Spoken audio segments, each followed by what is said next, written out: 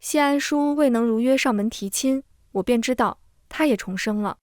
前世我是京中人人称赞的贤内助，我助他平步青云，替他主持钟馗，上敬长辈，下教子女，从未有过半分差错。唯有一事，让他记恨了我大半辈子。我不许他那位青梅竹马的表妹为妾，所以重生后的谢安叔决定晾一晾我，推迟提亲时间，给我一点教训。可等他觉得惩罚够了，带着聘礼上门时，我早就另嫁他人啦。大家好，欢迎收看皮皮听书。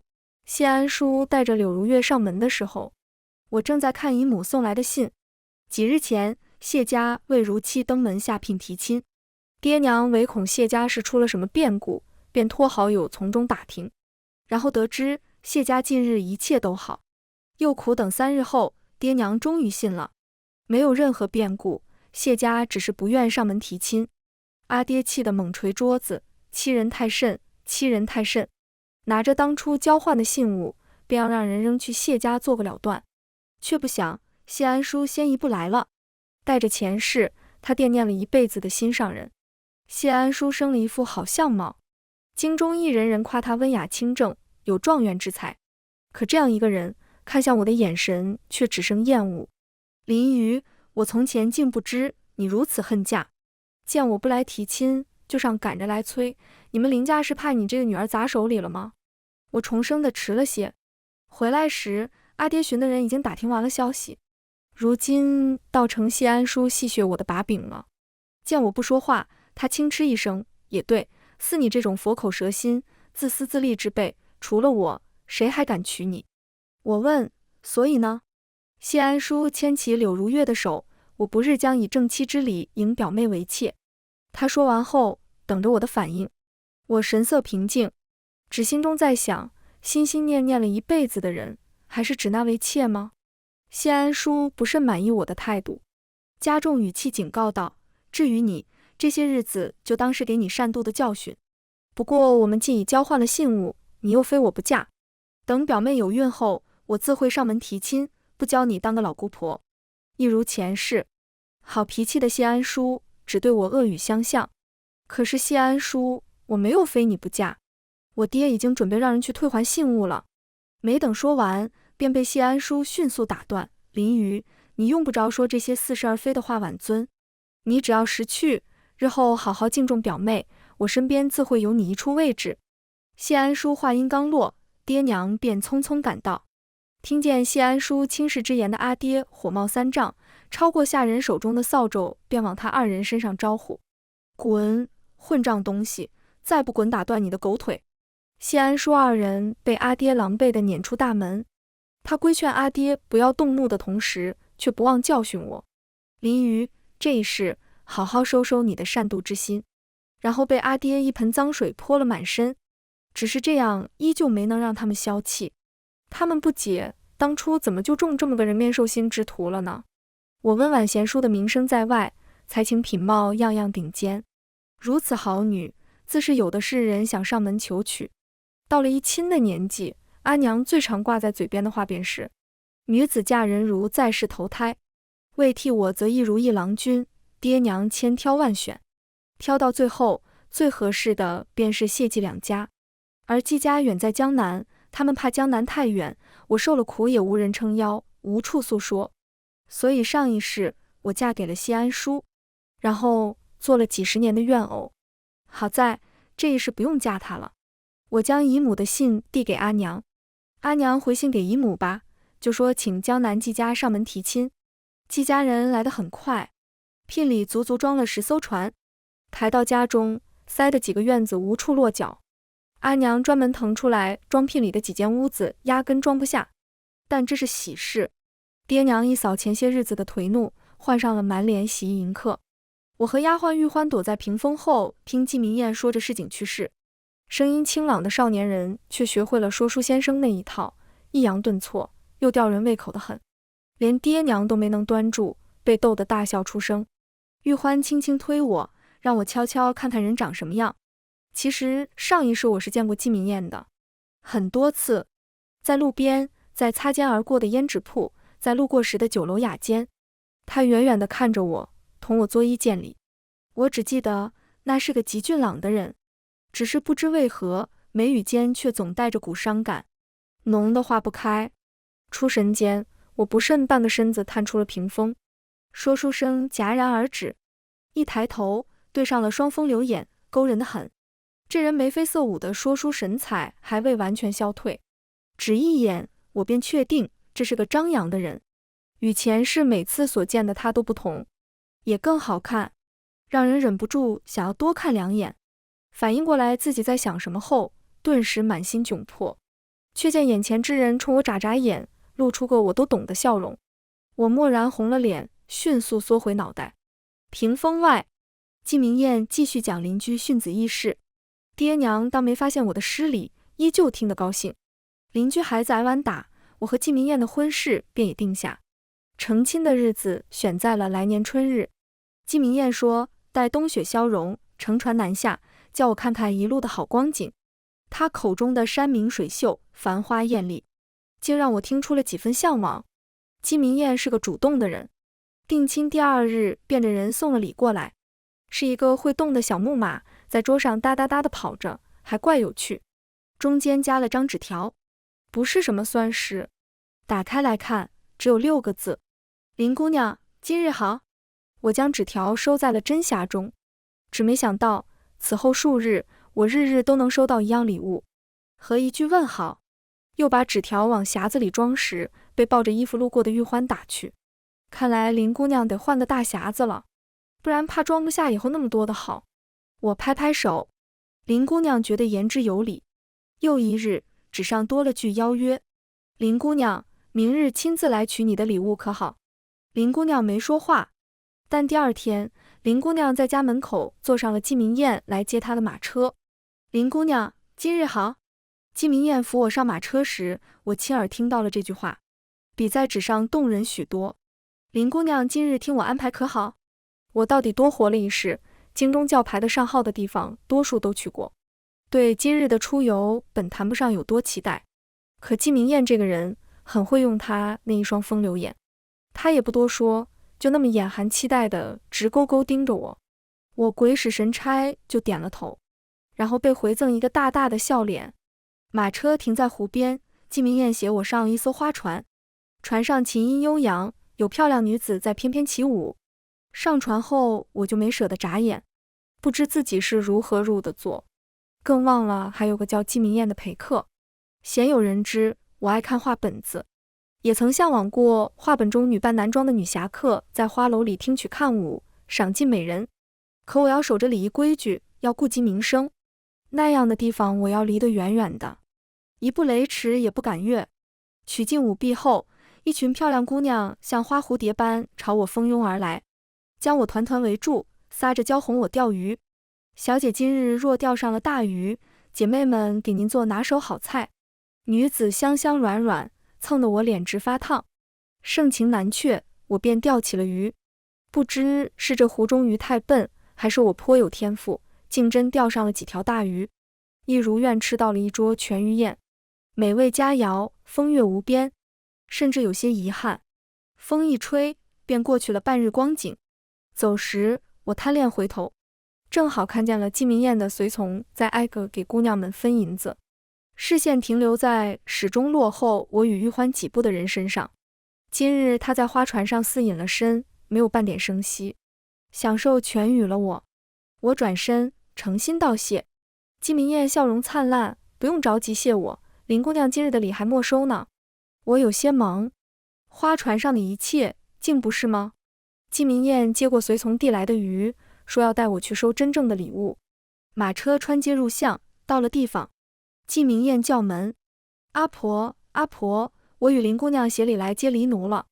晕晕乎乎回城时，我有了一只刚断奶的小狸奴，被季明燕捧在手心，教她朝我撒娇，把林姑娘哄高兴了，回头许你吃好喝好，再选2个奴仆贴身照料，过大小姐的日子。但一定得哄了林姑娘高兴才行。小狸奴什么都不懂，只会喵喵叫，可说书先生话又多又密，怪烦猫。我看着，终于没忍住，笑出了声，然后就感受到了一股极为灼热的视线。我抬眼，听见他说，我想我还是有些用处的，终于引得林姑娘眨了眼，一阵酸涩涌到眼眶，才恍然，原来我不高兴呢。在林府门口看见谢安叔和柳如月时，我骤然间找到了不高兴的缘由。谢安叔的指责来势汹汹，林瑜，我早就警告过你，让你不要如此擅妒，你竟半点没听进去。柳如月也突然膝盖一弯，直挺挺跪在了我面前。林小姐，求求您，给我一条活路吧。即便我做了表哥的妾室，也定然安分守己，绝不会跟你抢表哥的。求求您，不要赶我走。我尚未明白到底发生了何事，谢安叔便猛然抓住了我的手腕往前拉。你现在就去同我娘解释清楚，那妾是你点头的。恰逢府中有人跑出来向我报信，小姐，不好了，谢夫人带着聘礼上门提亲来了。我用力挣脱了谢安叔的束缚，冷眼看过去，谢安叔，你该不会以为是我让你娘上门来提亲的吧？谢安叔笃定，除了你，还能有谁？我突然觉得好笑。是了，前世也是谢夫人独自来的。她说谢大人在半路被叫走入宫商议政事，说谢安叔感染了风寒，在家养病。虽人没到齐，但谢家带着十足的诚意，前世的聘礼也比这次多，正好放满了院子。谢夫人说会将我当亲生女儿一般疼爱，会将管家之权早早交给我。最重要的是，她说谢安叔承诺永不纳妾，此生只我一人。谢夫人甚至还当场写下契书交由我爹娘。那次我也躲在屏风后，想着敢立下如此誓言的人家，必然家风清正。定亲后，谢安叔也约我出门游玩过几次，次次安排的妥帖周到，时常还会送些新奇的小玩意儿给我，不算贵重，却很合我心意。我以为一个肯为未婚妻子花心思的男子会是个值得托付的好夫君，所以也满心期待的想要嫁他为妻。婚后，我和谢安叔也曾蜜里调油过一段日子。谢安叔是有志之人，不肯受家中蒙荫，自己去考了科举。从秀才到举人，虽不是次次名列前茅，但也一路顺畅。我嫁他那年，他正在备考进士，于是我一边从婆母手中接手管家权，一边当起了谢安叔的陪读。我能陪他饮酒赋诗，附庸风月，我还能在科举文章上体现自己的见解。我从谢安叔的眼中看到了毫不掩饰的欣赏之意，便以为那是爱慕，以为他心中有我。直到我查出身孕，谢安叔展现出了前所未有的欢喜。那夜他大醉一场，拉着我的手不断说谢谢。我伺候完一个醉鬼洗漱，还怕他半夜不舒服，在床边守了大半夜。然后在第二日收到了一幅写着女子生辰八字的画像。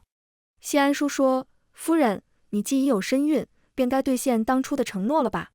这是表妹的画像和生辰八字，你择个吉日迎她进府吧。我不知道哪来的承诺，又是谁的承诺，只觉大梦一场，突然惊醒。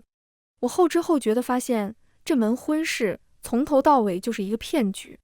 谢夫人在林家许诺儿子永不纳妾，转头对谢安叔说，待我怀上嫡长子，便让他迎心上人进门。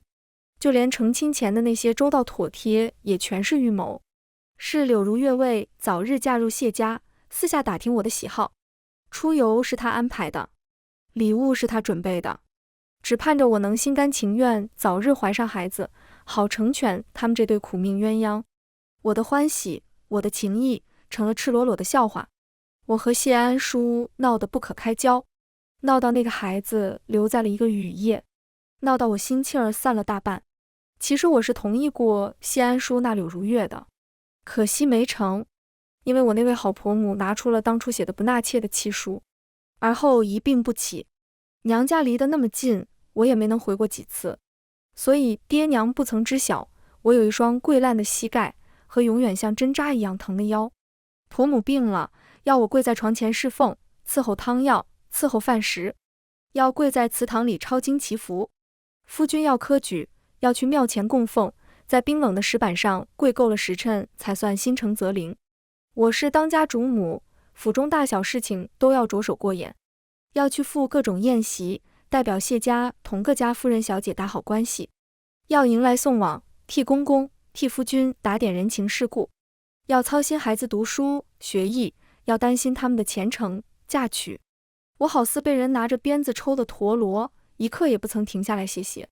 原来我不是不高兴，只是前世太苦了，苦得我都不知道要如何高兴了。我看向还在等我去解释的谢安叔，嘲讽地笑出了声。谢安叔，你就是个蠢货，彻头彻尾的蠢货。无人知晓，不让谢安叔那柳如月的从来不是我，而是他那位一心为子的好娘亲。被谢夫人折腾了好几次，我才查到缘由。因为谢安叔他爹曾和柳如月的娘亲有旧，甚至本该娶的人就是柳如月他娘，只不过谢夫人从中作梗，抢了这桩好姻缘。或许是心虚，也可能是害怕。总之，谢夫人不许谢安叔娶柳如月，哪怕是妾。可坏人不能让爱子如命的亲娘来做，于是就只能是我这个儿媳了。看样子让我背了一世黑锅还不够，谢夫人这一世依旧惦记着我。屋内，我爹娘冷脸赶客，谢夫人陪着笑，再次承诺了儿子不会纳妾的事。好妹妹，你自己嫁了个好夫君，就不想女儿也有个好归宿？我家叔儿是板上钉钉的进士，又长得一表人才，虽前些日子犯了点小糊涂，可人已经叫我打发了，往后绝不会来碍女儿的眼。重生后的谢安叔不再对亲娘言听计从，不仅不肯上门向我提亲，还大张旗鼓地宣扬要以正妻之礼纳柳如月为妾。慌了神的谢夫人一边自作主张上门替儿提亲，一边又打着我的名义命人找柳如月麻烦，企图将人赶出京都。真是好大一出戏。我转头看向明显怔住的谢安叔，谢安叔，如果不是你们谢家主动求娶，我从未想过要嫁给你，更不会为了你去针对另一个无辜女子。你不值得。林谢两家虽有些交情，但我与谢安叔并不相熟，许多关于他的才情品性，甚至是样貌，都是从旁人口中听说。可惜听了那么多，独没听到他早已对人情有独钟。谢安叔表情怔愣，也不知是因为发现了自己感情受挫的真相，还是因为旁的。他深深看了我一眼，然后迈步进了门。我没懂其中含义，只看到本来就烦的阿爹抄起茶杯就往谢安叔脑袋上砸，混账玩意儿，你还敢上门来，我打不死你。看见杯子砸来，谢安叔竟也没躲，结果便是额角被磕了块青紫。前头还陪笑的谢夫人骤然翻脸，林大人，就算你怨我谢家提亲来迟，也不该下这么重的手。我儿可是未来的状元郎，他若是破了相，你们林家担当得起吗？不等我爹娘开口，谢夫人又嘲讽出声，怨气这么大，前头却假惺惺地说什么女儿已经另外一亲了，原是等着给我儿下马威呢，你们林家的姑娘也不过。娘，谢安叔冷着脸打断了谢夫人的话，拱手向我爹娘告罪。今日是我们冒昧，还请伯父伯母见谅，改日必当备厚礼登门致歉。不必了，只当两家从未往来过，请回吧。还有外头那些破烂东西，一块带走，别脏了我林家的地。阿爹将话说得重，丝毫不留情面。聘礼被说成破烂，谢夫人面上十分不好看，却在转头看见柳如月时，彻底黑成锅底，顾不上失态，拉着柳如月就往外走。临了，也没忘让人将带来的聘礼抬走。表哥，柳如月弱弱地朝谢安叔伸手求救。谢安叔迟疑片刻，到底没跟上去，而是站在我面前皱眉训话：林瑜，你不必以另外一亲来要挟我，我只是想磨磨你善妒的性子，没说不娶你。如此机关算尽，着实难堪。我有些烦躁，因为谢安叔听不懂人话。我也不知谢公子竟如此厚脸皮，就这般笃定我非你不嫁。好女不二嫁，林瑜，除了我，你还能嫁谁？谢安叔说的理所当然，也让我明白了他自负的源头。我自是好女，可谢安叔这样的人不配我嫁。我没再开口，只神色冷淡地看着他，眼中讥讽。大约是被我看得心虚，谢安叔顿了片刻，如妥协般的补充：放心，我会给足你脸面，同日迎娶你和表妹，允你先他一步进门。说完便匆匆离去。我出言叫住他，谢安叔。谢安叔回头，表情有些不耐。表妹的事是我误会于你，但我已经退让了，林瑜，你要知足。没有不知足，我只是想说，找个时间将我林家的信物还回来吧。阿爹派人去索要几次了，谢家都拖着藏着不肯给。至于当初谢家的信物，我抬手扔进了谢安叔怀中，换来了谢安叔愤怒的4个字：不可理喻。以及，看来你教训还没吃够，那便继续耗着，等你什么时候想明白了，我什么时候来提亲。我突然觉得可悲，为前世喜欢过谢安叔的自己。目送谢家下人搬完聘礼后，门口冒出了一个熟悉的脑袋。季明艳提着一个食盒往我跟前凑，林姑娘，这人不行，我数过了，聘礼还没我家1半多，别选他好不好？不知怎地，我竟从他言语中听出了几分紧张。可他是我原本要一亲的人，但是我先进门的。话没说完，就被季明艳急切地打断了。那张俊俏的脸上甚至沾染了委屈，让人忍不住想要怜爱一番。但我忍住了。其实你方才一直在，怎么没出来？季明艳显然也不意外我为什么会知道，只说我在等林姑娘做选择。选什么？选要我还是他？之后的沉寂，季明艳就像砧板上的鱼，随时都在等刀落下。而我是那个持刀的人。这个人清醒又克制，还在我不知道的时候，好像爱极了我。心中因为谢家人带来的不悦，瞬间散去大半。于是我在他快要将那包点心捏碎前，发了慈悲。要你。白日被谢家人一顿搅和，夜里我竟又梦见了前尘往事。那日是我生辰，也是我嫁入谢家后过的第1个生辰。彼时我和谢安叔闹得还不算太难看，身边伺候的丫鬟嬷嬷都劝我向他服个软。他们都知道这深宅大院里不受夫君重视的日子有多难过。我虽有管家权，下人轻易爬不到我头上去。可上头还有公婆，和谢安叔起争执后，婆母前后已经告诫过我好几次。玉欢也劝我，姑娘，你肚子里还有孩子呢，就当为了孩子。是啊，还有孩子。于是我打起精神，亲自下厨做了一桌子菜，又开了爹娘为我陪嫁的好酒，早早派人去请谢安叔来用晚饭。然后等啊等，在饭菜凉透后，终于等到了满身酒气的谢安叔。看见人进门时，我欣喜起身，下一瞬笑意就僵在脸上。我看到了跟在他身后的柳如月。谢安叔似乎很满意我的反应，一把拦过柳如月，冲我吐出恶毒之语：你的丫鬟请我来为你贺生，呵，你这样的妒妇配得到我的祝福？我便是喝路边的狗，也绝不喝你。林瑜，我这辈子最后悔的事就是娶了你。谢安叔双眼怒红，一抬手就掀了桌，碗碟纷飞碎了一地，桌子也被带倒，不偏不倚，正好砸在了我肚子上。我疼得当场弯了下腰，但我还记得今晚的目的，于是又一次示弱，捂着肚子留人：谢安叔，我肚子疼。换来了4个字：装模作样。我被无视，只看到他搂着柳如月大步往外，走得又快又稳。玉欢他们也跟着一起求情：姑爷，小姐见红了，求您差人去请个大夫吧。谢安叔没有回头，一次也没有，只有天响惊雷。后来玉欢冒雨请来了大夫，却因为柳如月一句胸口不舒服，被谢安叔半路劫走了人。任凭玉欢在门外磕得头破血流，也没将大夫求出来。他哭得一塌糊涂，告诉我没请来大夫。知道了。肚子突然就不疼了，可能是有个地方更疼吧，疼到让人喘不上气。我在窗前哭坐了一整晚。在第2天，谢安叔推门进来的时候，我告诉他：谢安叔，我同意你纳妾了。谢安叔来见我时，已经知道孩子没了的消息。谢安叔或许不爱我，但他是期待那个孩子的。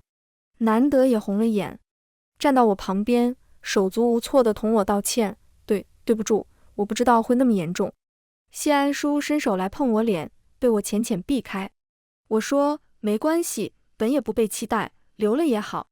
谢安叔受不住我悲戚的神情，最后仓皇而逃。事后公婆知晓我被谢安淑气的小产后，公公大怒，直接动家法，在祠堂里抽了谢安淑20鞭子，让她躺了好几天。婆母也如愿有了赶走柳如月的借口，她将人安排到城外的尼姑庵，让柳如月在庵里清修，为我那个流掉的孩子赎罪。走前，柳如月来向我赔罪，她说从小到大，我就那天晚上做了一回坏人，不管你信不信，我从没真正想过要害你，我只是爱惨了表哥而已。我信。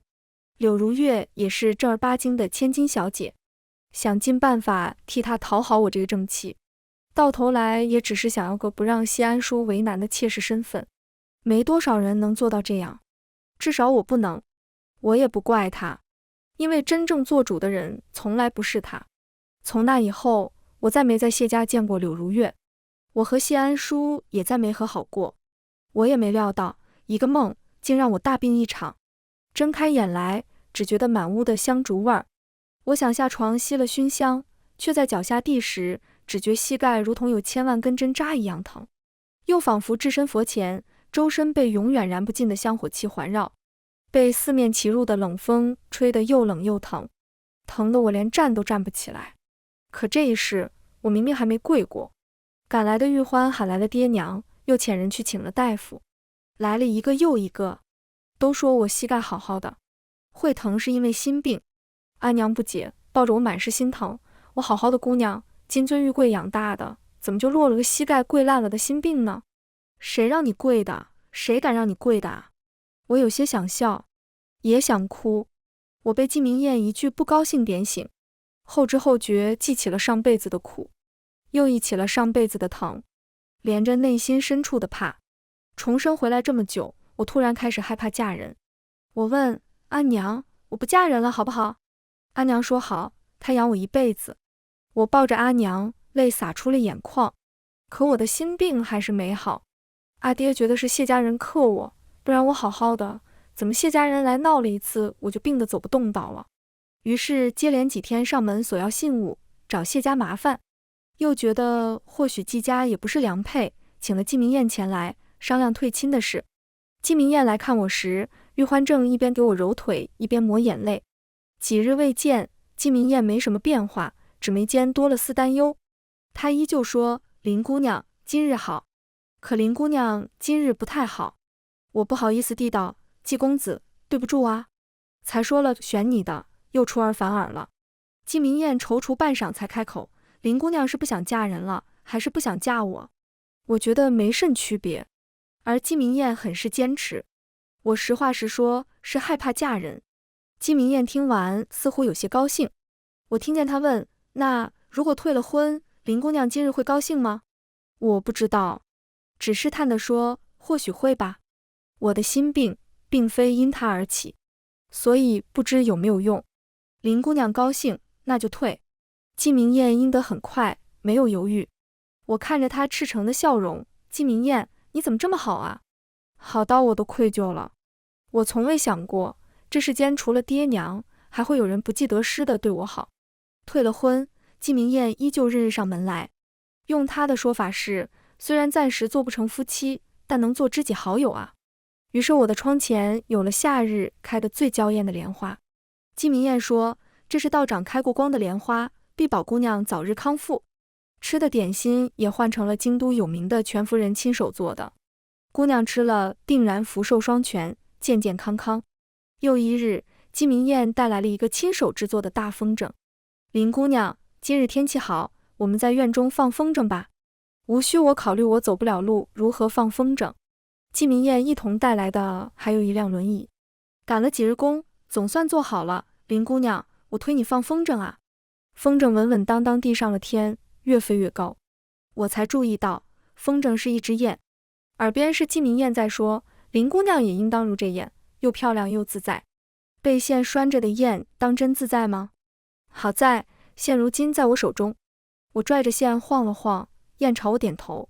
所以在季明燕问我今日可高兴时，我说，季明燕，若你治好了我的心病，我就嫁你，可好？她说好。季明燕应下的次日，为我求来了一道符。她知我不喜佛，于是去了道观。是京郊最有名的道观，立于城外的千重山，有1000阶之高。最诚心的平安符，要一步一叩才能求得。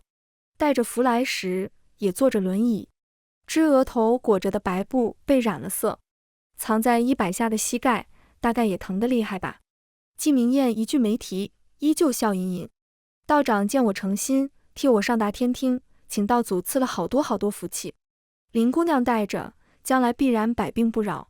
我其实想问，我何德何能，也想马上就站起来让她看看，没有白费她的心思。可惜没能站得起来，只好和季明燕做起了病友。有她在，也不觉得枯燥烦闷。直到某日，玉欢为我按腿时，我忘记了喊疼。在她的欢喜中，我反应过来，我的膝盖竟然不疼了，甚至还能走上几步。而后一日日地好转。季明燕果真有做神医的潜质。得知喜讯，季明燕拉着我要出城去还愿。养了一阵子后，她又活蹦乱跳了。1000阶10梯难走，我不曾如此诚心为旁人求过什么，所以也不知那样一步一叩上来有多难。唯有怀中的平安符滚烫滚烫。季明燕为灵验的道祖捐了很多诚心，我亦得了道长几句赠言：错的是人，不是情。前尘已过，但求问心无愧。姑娘何不怜取眼前人？季明燕一个劲儿指自己，证明她就是那个眼前人。我没忍住，扑哧笑出了声，还把人笑红了脸，凄凄哀哀地夸我：林姑娘，你笑起来真好看。可偏有人爱煞风景。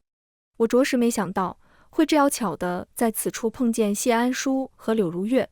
谢安叔第一时间注意到了我身旁的季明燕，面色一冷，开口质问：他是谁？我不想同他浪费口舌，拉着季明燕要走，却被谢安叔一把拽住手臂。得知你生病，我和表妹好心来道观为你祈福求平安，你不在家中思过养病，竟与外男勾勾搭搭，如此不自爱。林瑜，你学的礼义廉耻呢？我一把将其拍开，同样冷下了脸。我与自家未婚夫同游，还轮不到谢公子你这个外人来教训。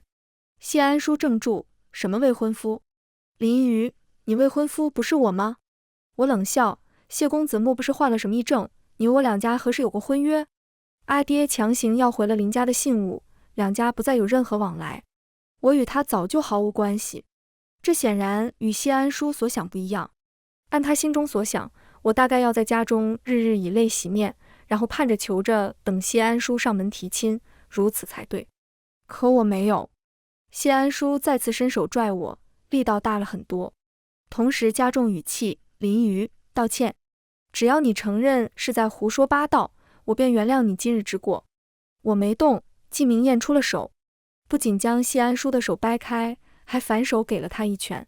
姓谢的，你是耳朵聋了，还是没长脑子？林姑娘是我季明燕的未婚妻，我的未婚妻，何时轮到你来原谅了？傻缺！谢安叔还觉得不解气，想上去踹他2脚，被我拦住了，会脏脚。季明燕觉得有道理，乖乖跟我走了。谢安叔想追上来，不过被柳如月拦住了。我只听到他在背后不甘地喊话：林瑜，你嫁过我，就只能是我的妻。可凭什么呢？我没将谢安叔放在心上。我的心病好了，和季明燕的婚事也提上了日程。家中开始忙碌，爹娘想让我和季明燕在京中拜一次堂，再去江南拜一次。反正季家在京都也有宅子，布置下就成。我安心待嫁，什么都不用操心。直到柳如月请门房送来一封信，说要见我。不知何事忧心，他比在道观见那次憔悴了很多。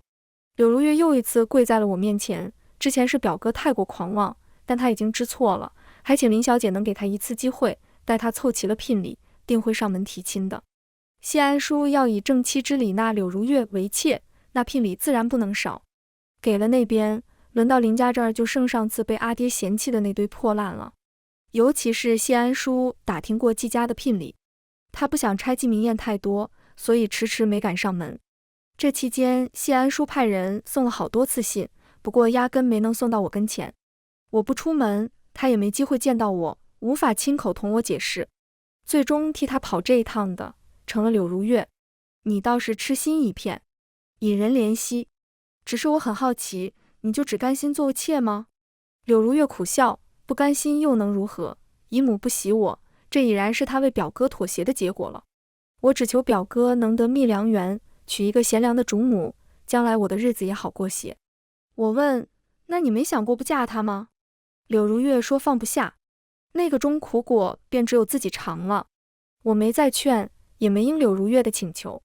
此生我嫁谁都可能，但绝不会是谢安淑。婚期来得很快，姬明艳骑在马上冲我喊：“林姑娘，今日好！”我被盖头遮了视线，只能看到满目的红，很是喜庆。一觉得今日好，甚至有些好过头了。姬明艳非要守着更生带子时，要在今日补齐这句：“林姑娘，今日好。”我早已力竭，连攀附她肩膀都做不到，就只能由着她一遍遍在我耳边说：“林姑娘，明日好。林姑娘，后日好。林姑娘，日日好。”直到第二天中午，我才知晓，昨日谢安淑还上林家提亲去了，只不过晚来一步，扑了空。玉欢边为我梳妆，边绘声绘色地描述，听说谢公子知道姑娘你出嫁后，跟疯了一样要冲进家里去看，还问老爷和夫人为什么要将你嫁给别人，说他们不守信用，明明说好了要把小姐你嫁他的。呸，颠倒黑白，明明是他们自家失信的，还怪上咱们家了。幸好小姐你没嫁过去，不然碰上这种人，肯定有好果子吃。玉欢前脚骂完谢安淑，后脚这人就递了拜帖来姬家寻我。我梳着妇人发髻去前厅待客。阿谀，谢安淑急切地开口，甚至换了称呼。难得的是，今日没带柳如月，只是眼眶泛红，整个人颇为憔悴，那张脸也远没从前好看了。你也回来了，对吗？重生这么久，谢安淑终于意识到了这点，她激动上前：“既然你重生回来了，为什么不来找我？为什么要嫁给别人？林瑜，我们才是夫妻，做了几十年的夫妻。”我回以平静：“谢安淑，你从前真当我是妻吗？你忘了你说过的，上辈子最后悔的事就是娶我。况且没有我，你不正好如愿娶你表妹吗？”那不一样。谢安淑回答得很干脆：“她是妾，你是妻，我从没想过要让她取代你的位置。”我不由笑了，那我是不是应该高兴呢？谢安淑摇头解释：“我不是这个意思，我知道从前是我误会了你，但这一次不会了，我会像对表妹那样好好待你，给你应有的尊重，绝不再冷落你。你知道的，我很快就会高中，官运亨通，我会为你请封诰命，让人人都艳羡你。除了你和表妹，我也绝不会再那第三人。我也不计较你这辈子嫁过人的事，只要你同姓纪的合离，我必定十里红妆，娶你进门。”谢安淑说完，满眼期盼地看着我。我只觉得讽刺，事到如今，他竟还是这般不清醒。可是谢安淑，我忘记告诉你了，我上辈子最后悔的事，也是嫁了你。上一世临死前，我唯一的心愿便是，希望来世，往后的生生世世，都与你，与谢家，再无任何瓜葛。不可能，谢安淑摇头不肯信。在开口时，透出些许难过。阿谀，除了表妹一事，我自问从未在其他事上从未亏欠过你，你竟如此狠心吗？仿佛又在鸡同鸭讲，让人心累。我抬手送客：“谢公子，我不喜欢你，我夫君亦不喜欢你，请回吧，往后也别再来了。”谢安淑露出受伤的表情，痴痴地笑了起来：“你唤他夫君，那我呢？我算什么？算我认识你倒了8辈子血霉。”良久，谢安淑才咬了咬牙说：“林瑜，你就不怕我将前世你我做过夫妻的事告诉星际的？那时他还肯要你吗？”我也好心告诉了谢安淑一件事：“那你可知季明艳前世就喜欢我啊？”诛心，我也会啊。谢安淑神色变幻，最后阴沉着脸离去，还不忘告诫我：“林瑜，你会后悔的。”河上破冰之日，我和季明艳告别爹娘，乘船下江南。我也在离开之时明白了谢安淑要我后悔何事。她要在这天娶柳如月为妻，不是妾，是妻。谢安淑派了人前来传话，我家公子说了，只要林小姐一句话，他就立马取消婚事。我笑笑，那便祝谢公子和柳家小姐喜结良缘，百年好合。下人急得跺脚：“这不对啊！季明燕才不管那么多，高兴地喊人开船。船动时，一身喜服的谢安叔不知从何处窜了出来，死死扒着船尾。林瑜，别走！我错了，你别走！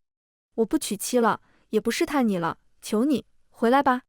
船未停，谢安叔也拦不住，只能眼睁睁看着船渐行渐远。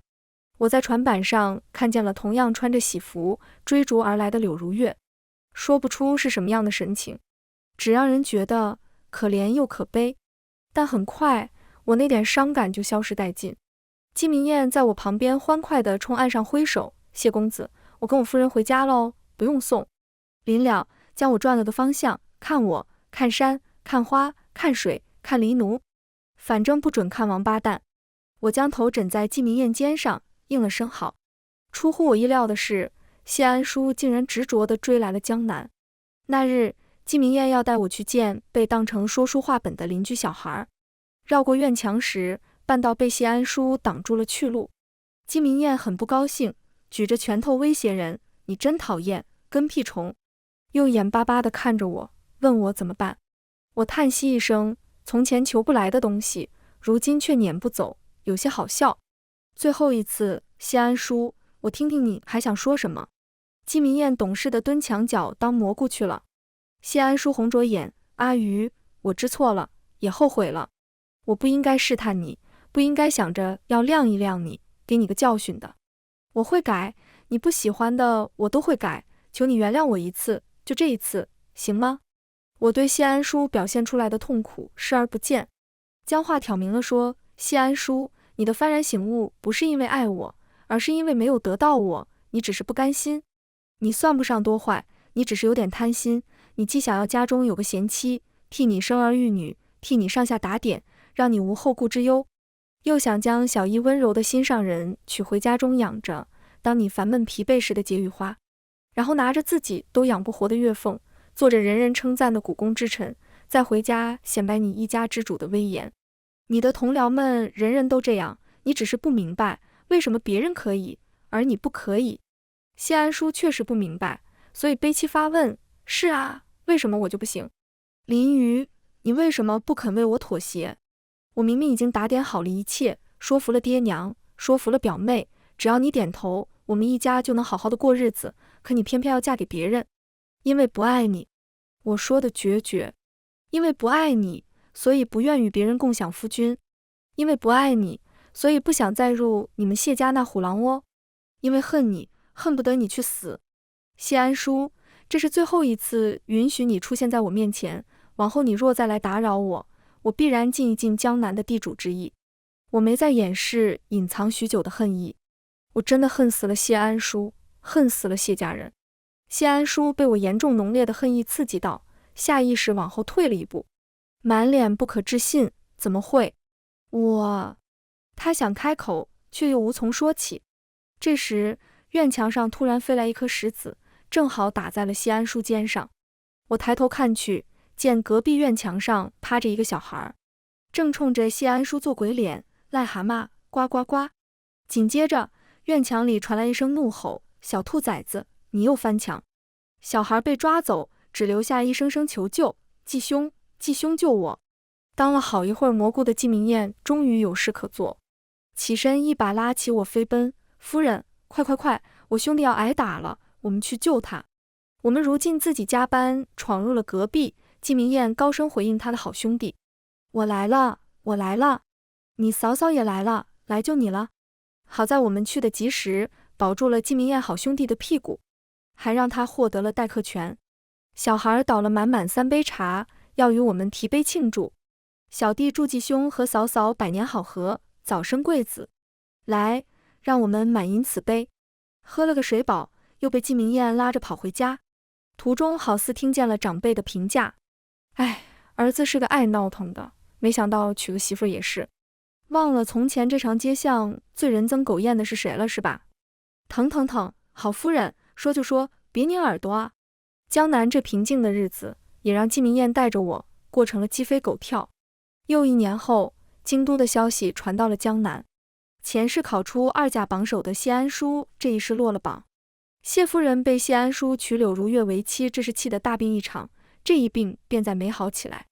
而我正在听季明燕与我的那点就是，我曾好奇过季明燕为何对我一往情深，只她不愿意说，也就没追问。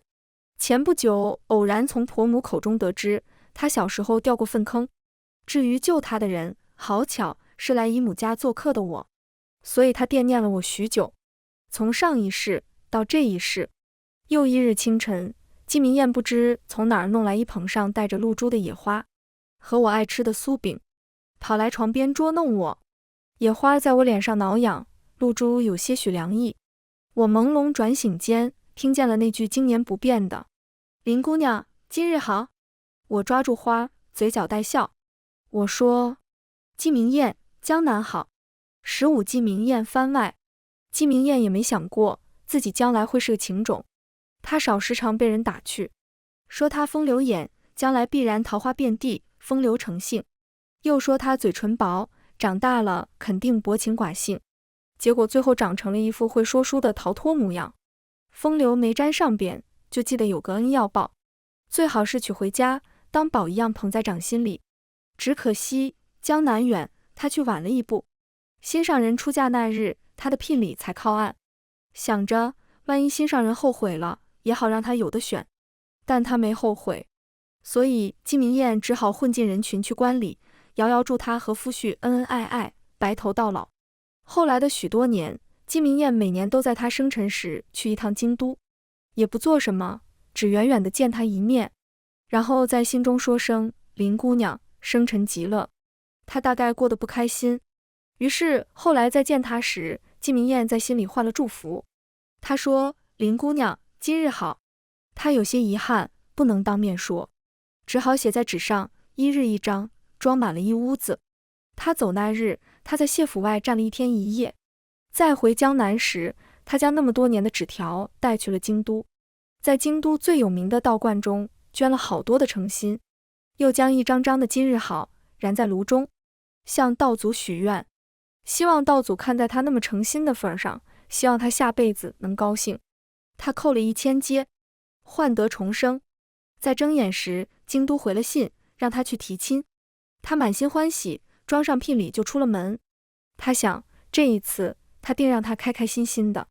她还想，这一次终于能亲口对她说林姑娘今日好。全文完，皮皮听书感谢您的观看，我们下个故事再见。